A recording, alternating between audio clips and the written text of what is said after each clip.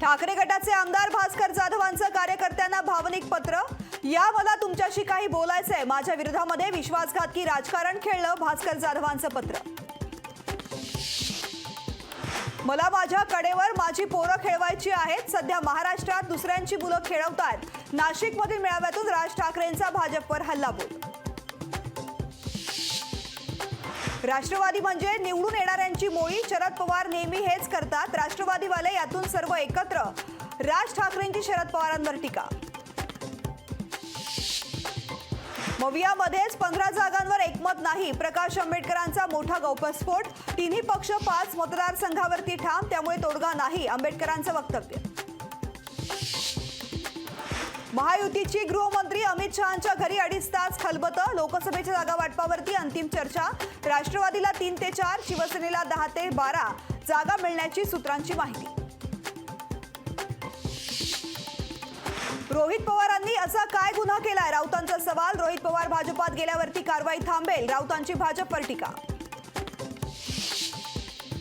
कोल्हापूर लोकसभेसाठी महायुतीचा नवा डाव। शाहू महाराज छत्रपतींविरोधामध्ये समरजित घाटगे उतरणार मैदानात। घाटगेंना उमेदवारी दिल्यास दोन्ही राजघराण्यात होणार काटेकी टक्कर।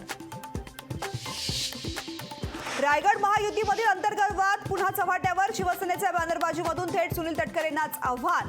विकास गोगावलेंचा रायगड लोकसभेवर दावा।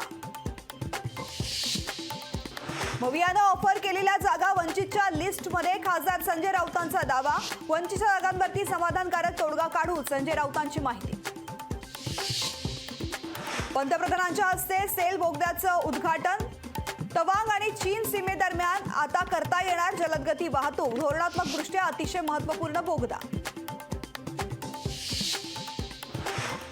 पामोलियन तेल 5 रुपये आणि सोयाबीन तेल 3 रुपयांनी महाग। आंतरराष्ट्रीय घडामोडींमुळे रिफायनरीच्या मार्जिनचा परिणाम तेल आयातीवर।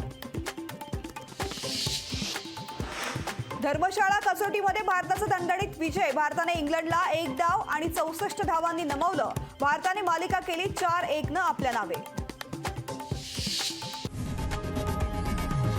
लोकशाही मराठी ऐका, पहा, जागरूक रहा।